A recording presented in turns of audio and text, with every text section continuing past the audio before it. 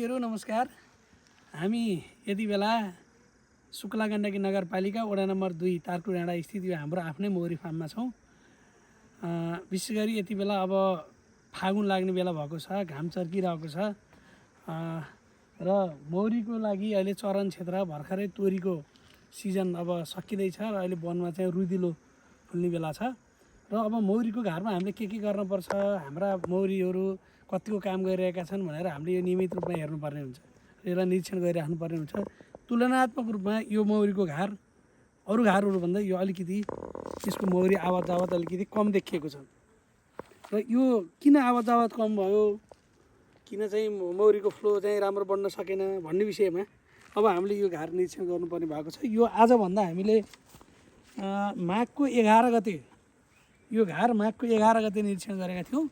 माघको 11 गते निरीक्षण गर्दा ठिकै थियो र अब चाहिँ मौरी बढ्न पर्ने बेलामा झन् चाहिँ घर स्लो भयो। अब यसको चाहिँ कसरी उपचार गर्न सकिन्छ र यसलाई कसरी एक्टिभ बनाउन सकिन्छ भन्ने विषयमा हामीले यो घर निरीक्षण गर्नै पर्ने हुन्छ र हामी यो घर निरीक्षण गर्न गइरहेका छौँ।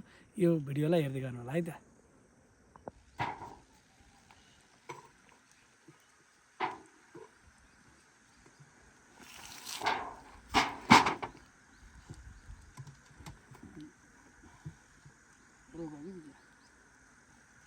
गरौँ है त। यसमा 1 2 3 4 5 6 फ्रेम मौरी छन्। 6 फ्रेममा यो चाहिँ अब खाना सकिसकेको हुनाले त्यति धेरै काम भइरहेको छैन। यसमा चाहिँ छेउको चाका यसमा चाहिँ रस नेक्टर चाहिँ सङ्कलन गरिरहेको छ।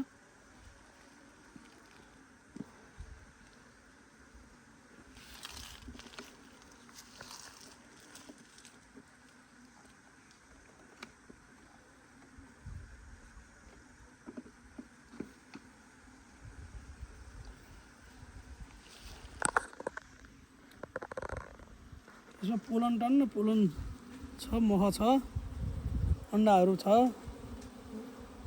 लार्भा पिउपा अलि थोरै छ। अब लार्भा चाहिँ पिउपाको रूपमा अगाडि बढ्दैछन् अब बिस्तारै।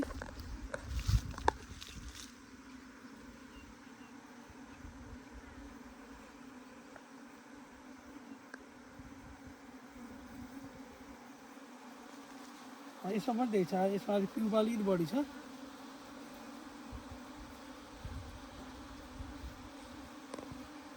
अन्डा छ, एकदमै बच्चा बढिरहेको छ।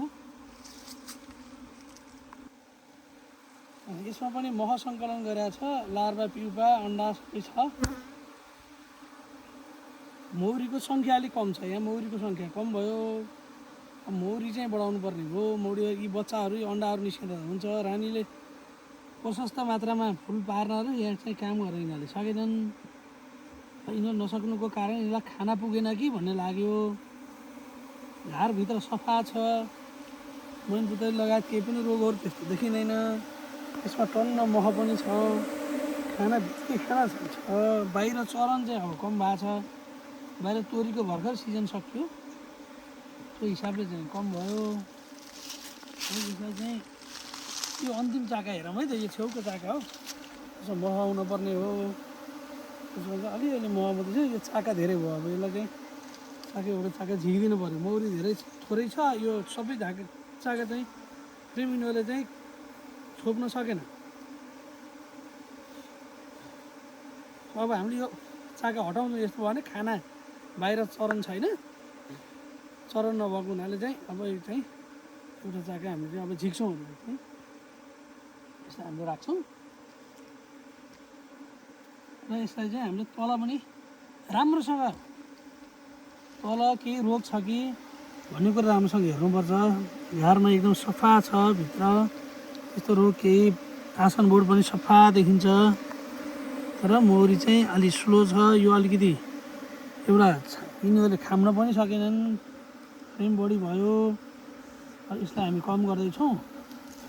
यसलाई हामीले बिस्तारै फेरि 1 2 दिनमा यसलाई हामीले हेरिराख्नुपर्छ। रानीले काम गरेको छ, तर धेरै जति गर्नुपर्ने त्यति छैन र मौरी सङ्ख्या अलिकति कम छ। अब यसलाई यहाँ डमीले चाहिँ ट्याक्कै छोपेर राखेपछि यो बिस्तारै यसले काम गर्छ। यसलाई चाहिँ यो यदि यसले अझ 1-2 दिन चाहिँ राम्रोसँग काम गर्न सकेन यदि भने त्यो कमिलाहरू पनि फसेर रहेछौँ। यसले 1-2 दिनमा अझ काम गर्न सकेन भने यसलाई चाहिँ कृत्रिम खाना खुवाएर भयो भने यसलाई एक्टिभ बनाउनु पर्ने हुन्छ। कमिला कमिला छ यो तलबाट भित्र चाहिँ कमिला दौडियो भने पनि यसले यिनीहरूलाई काम गरेर चाहिँ असहज गर्छ र यसलाई चाहिँ अब यो 1-2 दिन हेरौँ। 1-2 दिन हेर्दाखेरि पनि यसले चाहिँ राम्रो पिकअप लिएन भने यसलाई चाहिँ कृत्रिम खाना खुवाएर भए पनि यसलाई चाहिँ अलि एक्टिभ बनाउनु पर्ने हुन्छ र अरू चाहिँ समस्याहरू केही छैनन्। घार सफा छ। यो भिडियो हेर्नुभयो यहाँलाई हार्दिक धन्यवाद छ र यहाँलाई यो भिडियोमा के लाग्छ यहाँलाई लागेका कुराहरू चाहिँ कमेन्टमा राख्नुहोला र यहाँलाई भिडियो मन पर्यो भने लाइक, सेयर र सब्सक्राइब गर्न नभुल्नुहोला। धन्यवाद। नमस्कार। See you.